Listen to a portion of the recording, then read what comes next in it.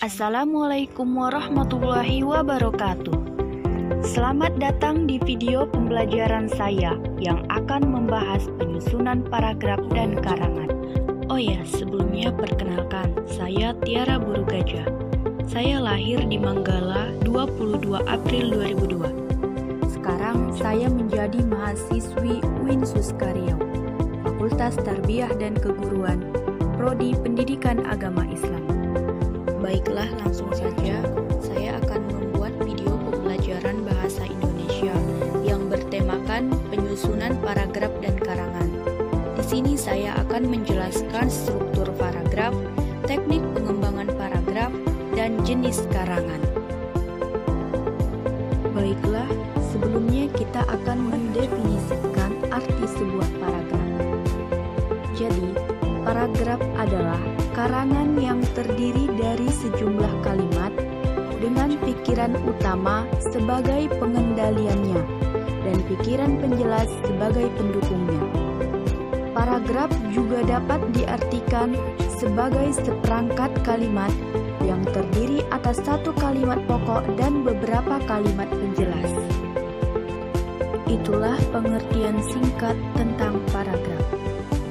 Baiklah, langsung saja kita masuk ke poin pertama, menjelaskan struktur paragraf. Tentunya kita tahu bahwa sebuah paragraf terdiri dari beberapa kalimat. Kalimat tersebut yaitu kalimat utama dan kalimat penjelas. Kalimat utama adalah kalimat yang memuat ide pokok atau gagasan utama. Sedangkan kalimat penjelas adalah kalimat yang memuat penjelasan kalimat utama. Dalam menentukan kalimat utama, kita bisa melihat ciri-cirinya. Yang pertama, mengandung permasalahan yang dapat diuraikan lebih lanjut. Kedua, berupa kalimat sempurna yang bisa berdiri sendiri. Ketiga, memiliki arti yang jelas tanpa harus dihubungkan dengan kalimat lain. Dan yang keempat, dapat terbentuk tanpa perlu kata sambung. Dengan ciri-ciri tersebut, kita dapat menentukan kalimat utama dengan mudah.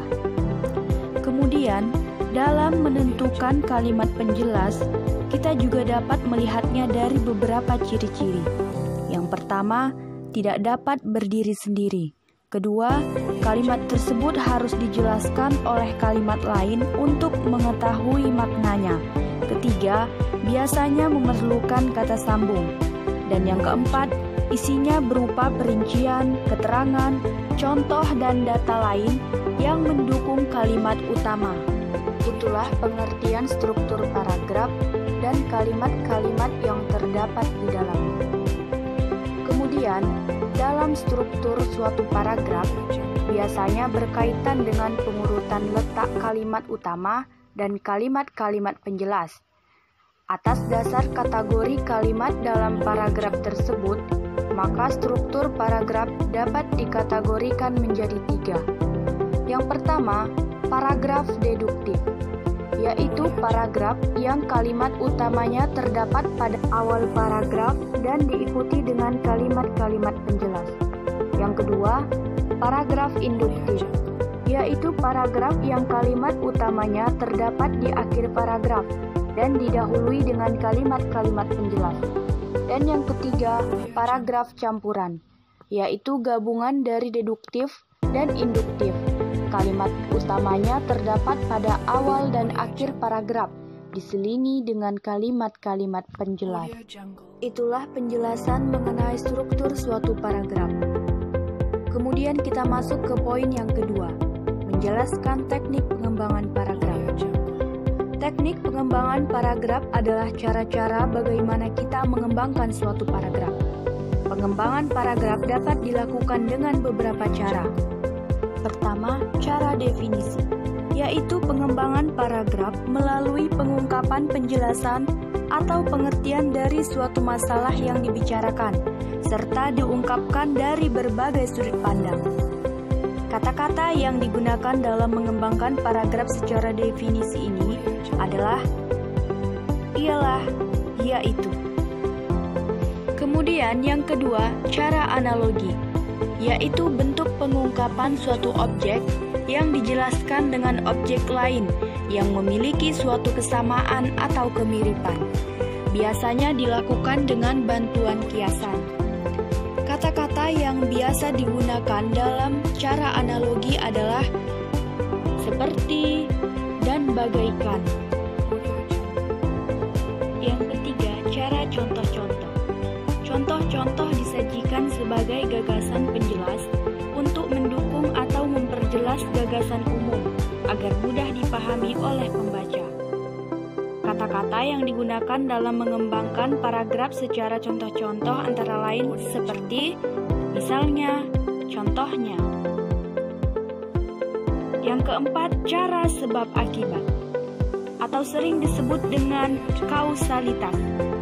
Pengembangannya dilakukan dengan menyajikan sebab sebagai gagasan penjelas atau sebaliknya disajikan akibat sebagai gagasan pokok utama diikuti dengan penyebab sebagai gagasan penjelas. Kata-kata yang digunakan dalam mengembangkan paragraf secara sebab akibat antara lain padahal, akibatnya, oleh karena itu, karena. Yang kelima, cara perbandingan. Sebuah pengembangan paragraf yang dilakukan dengan membandingkan guna memperjelas suatu paparan. Kata-kata yang digunakan dalam mengembangkan paragraf secara perbandingan antara lain serupa dengan, seperti halnya, demikian juga, sama dengan, sejalan dengan, akan tetapi, sedangkan, sementara itu. Yang keenam, cara pertentangan.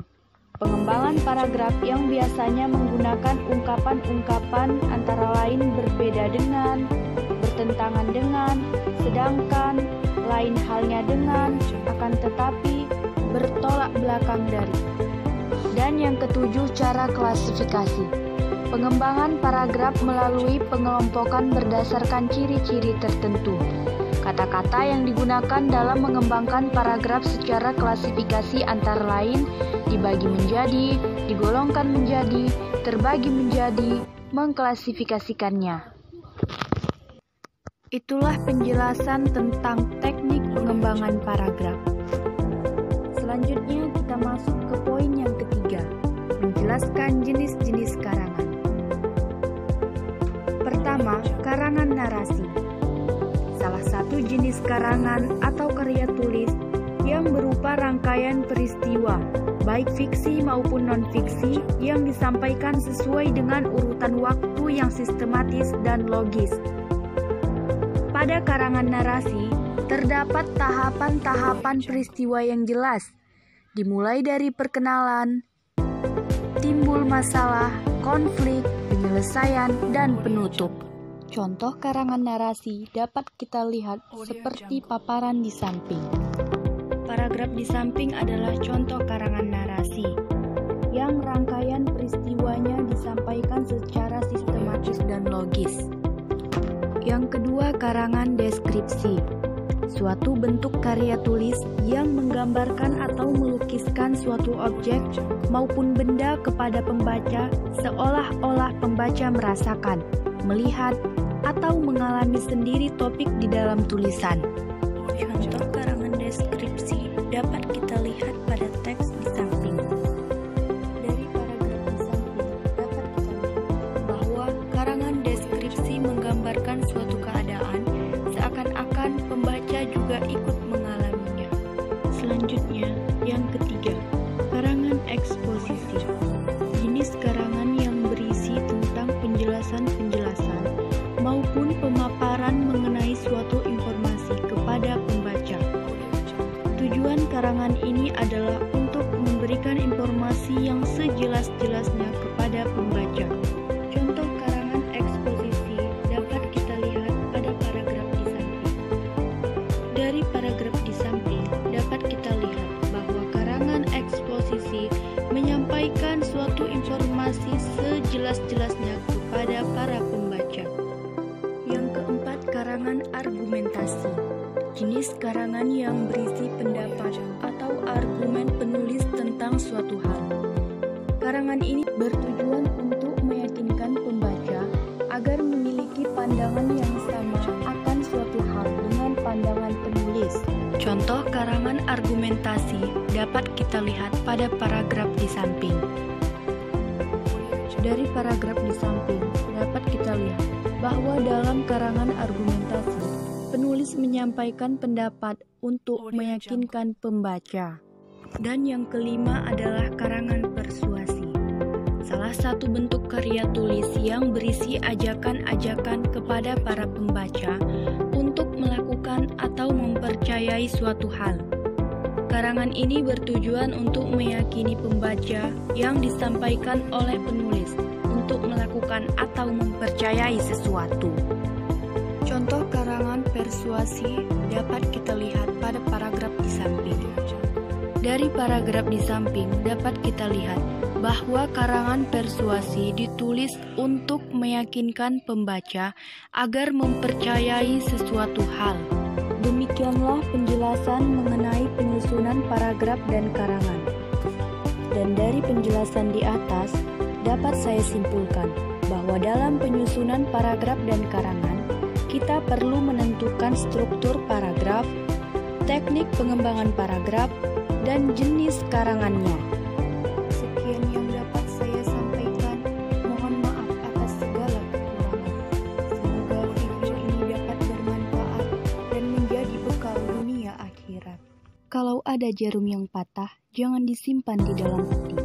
Kalau ada kata yang salah, jangan disimpan di dalam hati. Kalau ada sumur di ladang, boleh kita menumpang mandi. Kalau ada umur yang panjang, boleh kita berjumpa lagi.